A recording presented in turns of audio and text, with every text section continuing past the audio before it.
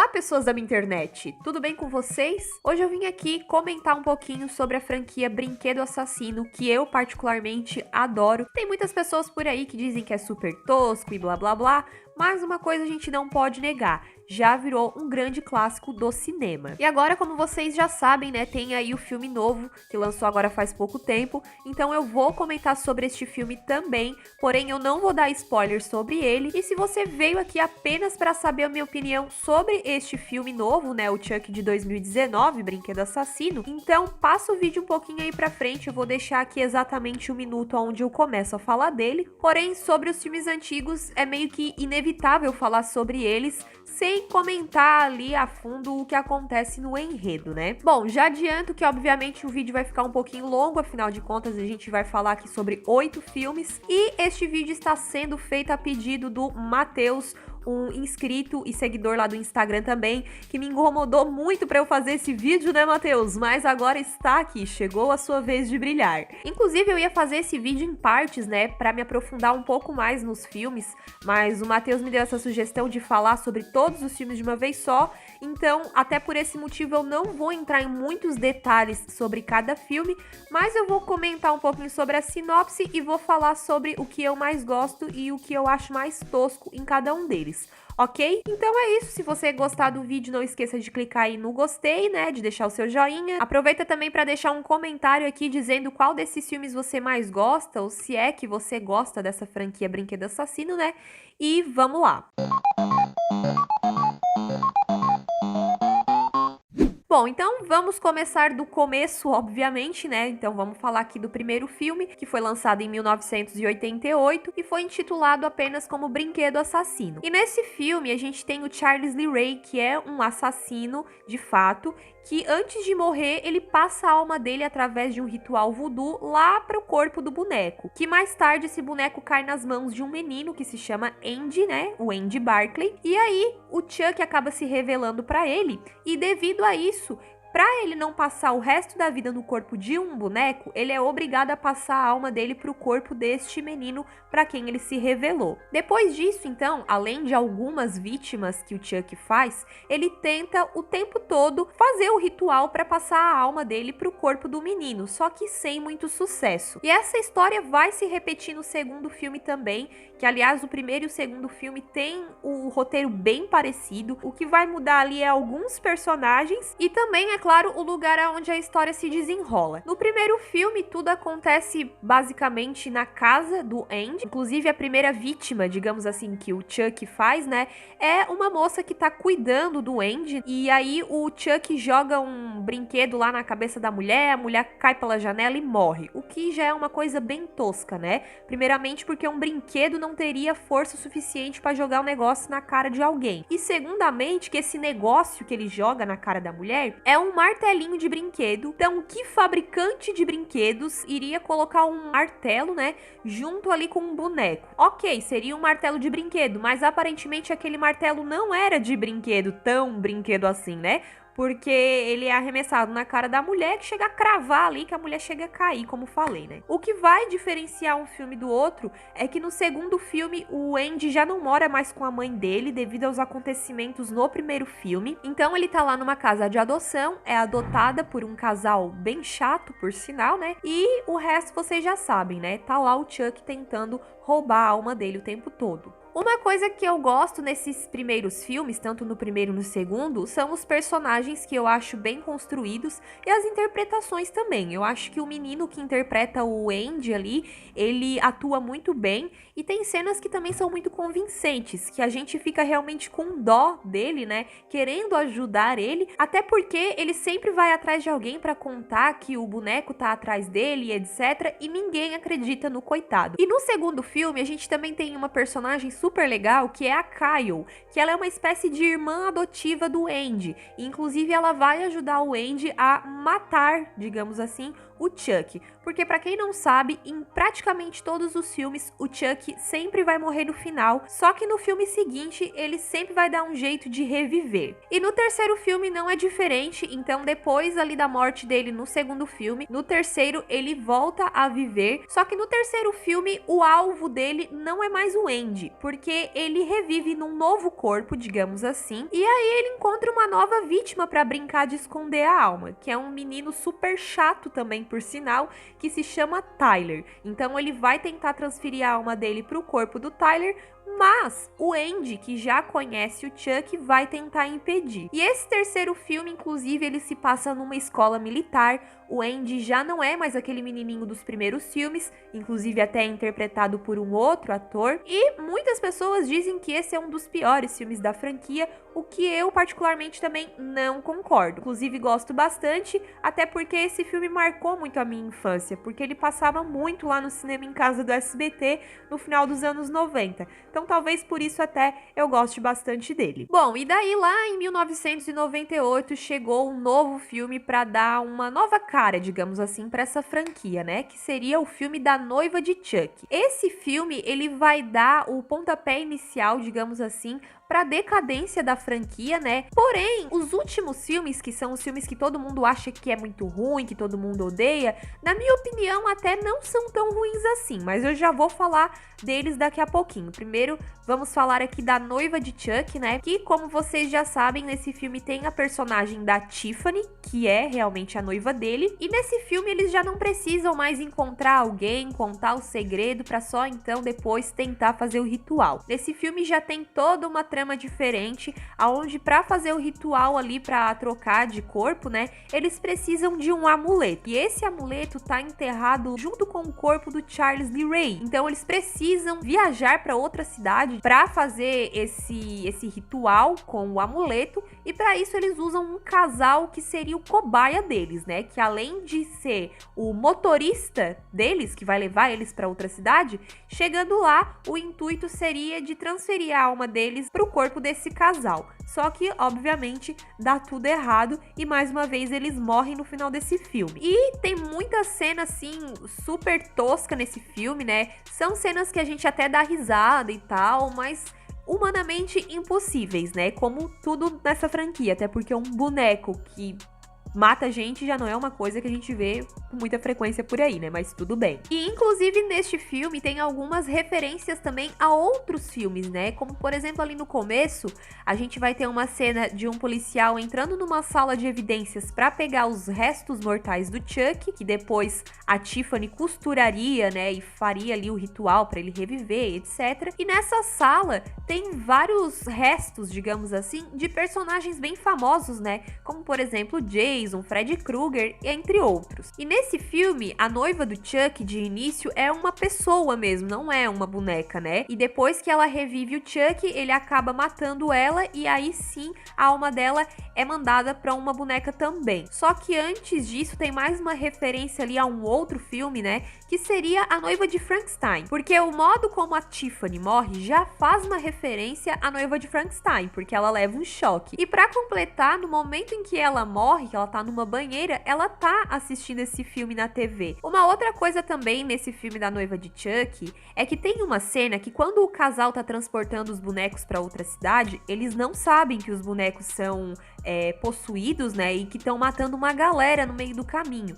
Então o namorado começa a desconfiar da namorada e vice-versa. Até que um amigo deles liga pro casal, né, e fala que eles estão passando na TV e que o pessoal tá tendo eles como os novos Bonnie e Clyde. E Bonnie e Clyde é um casal sanguinário, digamos assim, do cinema, porém tem um detalhe muito importante. Essa frase que eles falam de Bonnie e Clyde só aparece na legenda do filme legendado, né, ou na dublagem, porque se vocês forem ver esse filme legendado, quando eles falam Bonnie e Clyde, na verdade não é Bonnie e Clyde, eles falam Mickey e Mallory. E Mickey e Mallory, pra quem não sabe, é um casal sanguinário também, porém do filme Assassinos por Natureza. E eu acredito que aqui no Brasil eles colocaram um outro nome ali na legenda e na dublagem, talvez pelo fato do Mickey e da Mallory não serem tão conhecidos, digamos assim, né? Bom, e como muitos já sabem, nesse filme tem uma cena de sexo entre bonecos, que é o ápice da tosqueira brincadeira e justamente esse sexo que eles fazem ali vai dar origem depois ao filho do Chuck, que vai ser o próximo filme da franquia. Só que antes eu queria só comentar um detalhezinho rápido, porque assim, no filme o Chuck e a Tiffany, enquanto bonecos, transam, digamos, num dia e no outro ela já tá dando à luz a um boneco, né? Então seria mais uma coisa aí impossível de acontecer, mas vida que segue. Bom, e no filme seguinte, que é o filme do filho do Chuck, é mais um filme totalmente comédia, né? Que aliás, assim, por muito tempo esse filme foi considerado por mim o pior da franquia. Mas na verdade, gente, não é que ele é ruim, é que ele só foge um pouquinho da temática inicial, porque os 3 primeiros filmes eram filmes para serem levados a sério. Já o Noiva de Chuck e o Filho de Chuck é comédia total, então a gente não deve levar a sério, nem deve fazer críticas tão profundas assim a ponto de desmerecer, porque eles têm sim alguns pontos positivos, né? Que é justamente essa parte da comédia, porque tanto a Tiffany quanto o Chuck estão muito engraçados, eles têm umas frases muito boas, e o visual dos bonecos também tá muito legal. Nos 3 primeiros filmes, o Chuck tinha aquela cara de boneco normal, né? E ali já na Noiva de Chuck, no Filho de Chuck, ele tem aquela cara toda costurada e tal, que na minha opinião é um dos melhores visuais dele. Então nesse sentido eu achei assim bem legal essa parte do filme. Coisas toscas neste filme temos também, como por exemplo o Chuck se masturbando. E por que ele se masturbaria? Bom, gente, vamos começar do começo. O filho do Chuck, que foi abandonado lá no último filme, né, no filme da noiva, cresce como um boneco órfão e além disso, ele não tem muito uma identidade de gênero definida. Ele não sabe se ele é um menino ou é uma menina. E aí o sonho dele é conhecer os pais e, pra sorte dele, o Chuck e a Tiffany, que foram reconstruídos novamente, estão lá passando na televisão, num programa de TV, porque agora eles são famosos, eles são astros de Hollywood. E aí esse boneco, que é o filho deles, vê que eles têm uma marca no pulso, que é a mesma marca que ele tem, que tá escrito Made in Japan. Então ali ele pensa, esses são os meus pais, vou atrás deles. O que é uma coisa também totalmente sem lógica, porque qualquer boneco pode ter sido feito no Japão, logo qualquer boneco pode ter aquela marca, né? Mas tudo bem. Então, quando os 3 bonecos se reencontram, mais uma vez eles tentam passar a alma deles para um corpo de pessoa, né? Um corpo humano mesmo. Tem lá a Jennifer Tilly, que é a atriz que interpreta a noiva do Chuck no filme anterior, só que nesse filme ela interpreta ela mesma. Então, a Tiffany vai tentar roubar o corpo dela, o Chuck vai tentar roubar o corpo de um cara aleatório, e aí eles precisam de um corpo para a alma da filha deles, né? Filha/filho. Inclusive, eles não sabem se chamam de Glenn ou de Glenda. É aonde entra ali a cena da masturbação do Chuck, porque eles resolvem fazer uma inseminação artificial na Jennifer Tilly para ela ter um filho e assim o filhinho ali dos bonecos poder passar a alma para essa criança. Então, assim, é uma coisa meio complexa, totalmente sem lógica, mas é o que temos para hoje, né, gente? Por isso muitas pessoas odeiam esse filme. Como eu falei, ele tem algumas cenas engraçadas que até vale a pena conferir, né? E ele tem muitas cenas de violência também, mortes com bastante sangue, etc. Então, para quem gosta, é uma boa pedida. Mas, obviamente, é sim um dos piores filmes da franquia. Bom, aí alguns anos se passaram e em 2013 resolveram lançar um novo filme da saga aí do Chuck. Só que nesse novo filme, que foi intitulado A Maldição de Chuck, eles meio que descartaram totalmente a presença da noiva e do filho de Chuck. Então, esse filme A Maldição de Chuck é como se fosse uma continuação lá do terceiro filme, que é de 1991. E esse filme também tem muita gente que acha ruim, que não gosta, etc. Mas na minha opinião, ele é bem ok. Eu gostei desse filme. E desse filme ele tenta trazer uma trama totalmente diferente, só que ao mesmo tempo, lá no final, ele tem meio que um plot twist que liga a história dele com a história do primeiro filme. Então isso eu até achei uma sacada legal, só que não ficou tão bem feito assim, mas vale a pena conferir. E resumindo a história desse filme, o Chuck é enviado pelos correios para casa de uma família, e nessa família, na verdade, só tinha uma mãe e uma filha. E a filha se chama Nika, que é uma moça cadeirante, e aí o Chuck, na verdade, ele foi enviado para a mãe da Nika. E quando ela abre a caixa, o Chuck já toca o terror ali e já mata a véia, né? Então fica a Nika sozinha naquele casarão, que é uma casa que até lembra essas casas de filme de casa mal assombrado. Depois disso, a Nika chama a irmã dela para as duas conversarem, né, sobre herança, etc. E aí o Chuck faz a festa, né, galera? Por quê? Primeiramente, que a irmã da Nika não vai sozinha. Ela leva o marido, a filha e uma babá. Depois aparece um padre lá também, e aí, adivinhem só, o Chuck mata essa galera toda, menos a sobrinha da Nika, porque o Chuck, na verdade, queria possuir o corpo da menina, né? E a Nika também não é morta, o Chuck não consegue matar ela. Basicamente, essa é a história do filme. Esse filme, como eu falei, eu não acho ele ruim. Por muito tempo, eu fiquei apreensiva para assistir esse filme, foi por conta do visual do boneco, que eu achava muito feio. Só que pra quem não sabe, lá pela metade do filme vai ter uma cena que o rosto do Chuck vai começar a descascar, e embaixo daquele rosto feio tá aquele rosto legal, todo costurado, que é o Chuck com cara de mal mesmo. Porque se a gente for analisar, no início do filme ele tá com uma cara bem feia, né? Então, isso meio que corta a nossa vontade de assistir o filme. Mas, por esse motivo e por outros, é um filme que, na minha opinião, não chega a ser tão ruim como todo mundo fala. Uma outra coisa legal desse filme é que ele tem cena pós-créditos. Então, a cena pós-créditos é com o Andy, aquele mesmo personagem lá dos primeiros filmes. Ele vai aparecer no finalzinho desse filme também, e já vai ser meio que um gancho pro filme seguinte, né, que é o Culto de Chuck, aonde o Andy vai ter uma participação maior. E o Culto de Chuck, na minha opinião, esse sim é um filme bem inferior se for comparar com os outros, né? Primeiramente, por quê? Porque neste filme o Chuck não tem aquele visual legal, ele tem aquele visual feio que eu particularmente acho horrível, né? E nesse filme também tem outras coisas que eu não gostei, que eu vou tentar falar sem dar muito spoiler. Depois dos acontecimentos do último filme, né, da maldição de Chuck, a Nika foi acusada de ter matado a família toda, porque ninguém acreditou que era um boneco que tava tocando terror. Então, nesse filme O Culto de Chuck, a Nika tá num hospital psiquiátrico, e lá ela vai encontrar um Chuck, que é um Chuck aleatório que tá lá, e depois, adivinhem quem aparece? A noiva de Chuck, mas não a noiva boneca, a noiva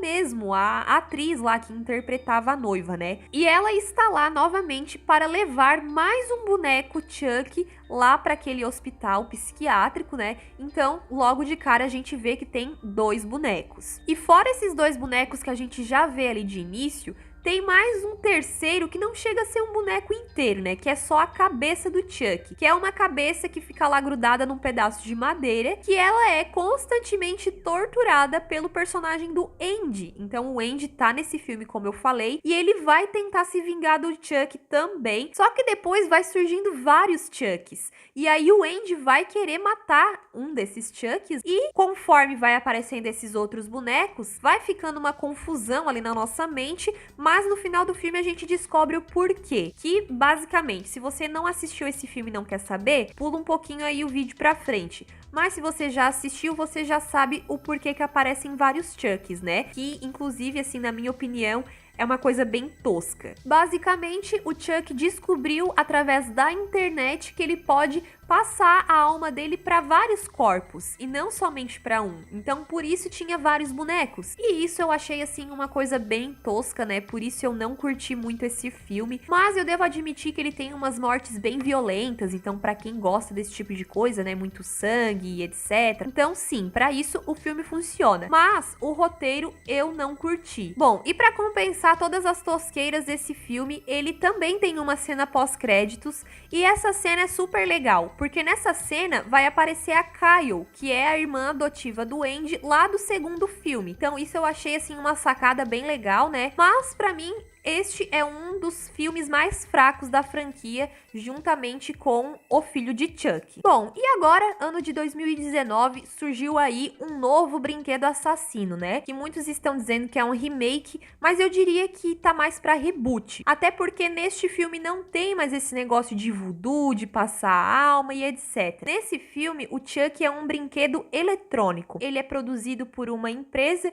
que tem vários eletrodomésticos, enfim, vários produtos, e esse brinquedo consegue controlar estes outros produtos. O que acontece para esse boneco ficar do mal é que lá na linha de produção teve um funcionário que foi muito maltratado pelo chefe, resolveu se vingar, e aí ele faz toda uma alteração ali nos comandos de um boneco, e justamente este boneco que foi alterado vai cair nas mãos de um menino que também se chama Andy. Então, pelo menos o nome da mãe e do menino, eles preservaram, assim como lá no primeiro filme. Já o restante da história é um pouquinho diferente. E ao contrário do primeiro brinquedo assassino, onde o Chuck já começa lá tacando terror, querendo matar a galera, né? Nesse filme novo, na verdade o Chuck, ele meio que faz amizade com o Andy, porque esse brinquedo eletrônico, ele era programado para isso mesmo, né? Para ajudar as crianças a fazer dever de casa e outras tarefas. Então, de certa forma, ali no início eu até me simpatizei um pouco com o Chuck,